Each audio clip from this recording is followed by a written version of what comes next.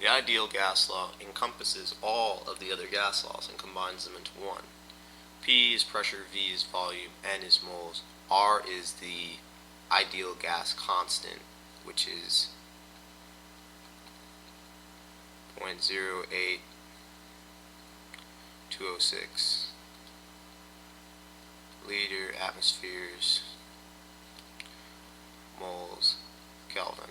And this is a combination of all of the other constants, and the reason it's 0.08206 is dependent on the units, and it's not really important right now. Who cares? But the best thing about the ideal gas law is that it encompasses all of the other laws. So I don't need to memorize any of the other ones.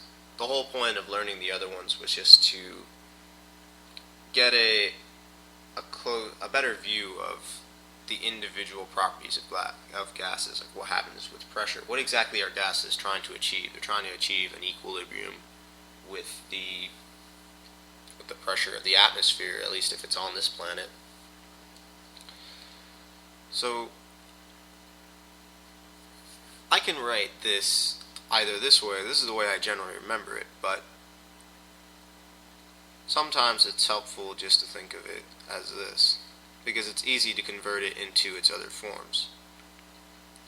Like in Boyle's law, Charles's law, Avogadro's law, I was able to, for example, in Boyle's law, write P1V1 is equal to some constant,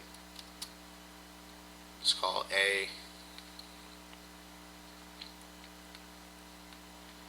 and it's equal to P2V2. I can write the same thing with the ideal gas law.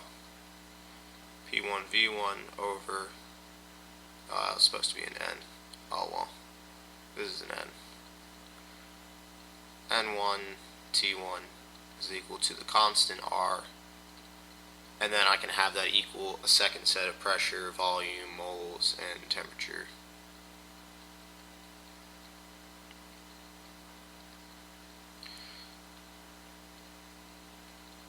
And this is going to be useful in gas stoichiometry when multiple things change: the pressure, volume, temperature, moles, and then I'll be able to calculate one of them. And here it's easy to convert from the ideal gas law to different laws. For example, in Charles's law, or all of the laws, I can do all the laws. And well, actually over here I used Boyle's law.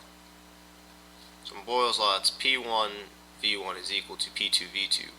In Boyle's law, the pressure and the volume can change. The temperature and the moles are held constant. So if I were to think about it in the ideal gas law, if N and T were held constant, that means they're both going to be equal on these sides. So if the temperature was 273 Kelvin and the moles was 1, that means 273 and 1 would be the same here and here. So if I were to multiply them out, then these would just cancel because they're the same, and I'll just be left with P1V1 is equal to P2V2. Same thing with Charles's law. Charles's law, the volume and the temperature can change, and the pressure and the moles are held constant. So if this is the same on this side and this is the same on this side, if the pressure was 2, then I would divide both sides by 2 and they would still be the same thing. They're going to be multiplying by the same amount, so they're going to cancel each other out. And now I'm left with Charles's law. Same thing with Avogadro's law. Instead of the temperature changing, it's the moles and the pressure being held constant. And this is Avogadro's law.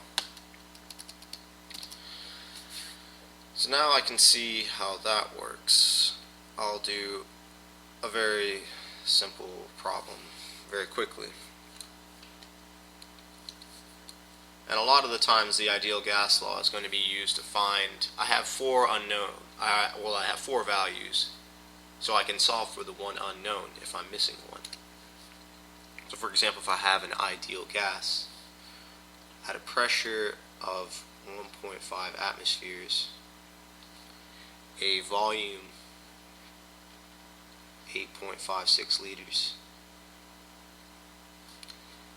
and and a temperature of 0 degrees Celsius. What is the amount of moles?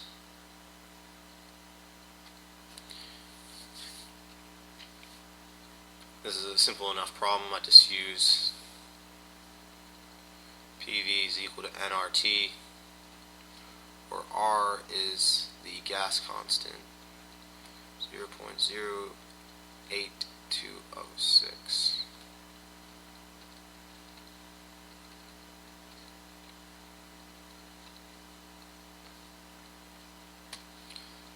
So I just take this formula and I fill it in. Pressure is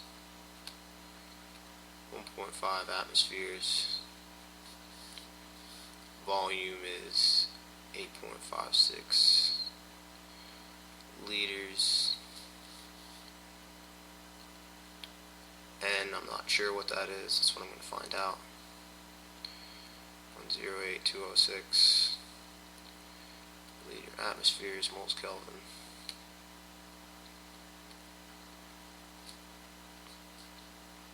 And the temperature is in Celsius, so I must convert that to Kelvin by adding 273.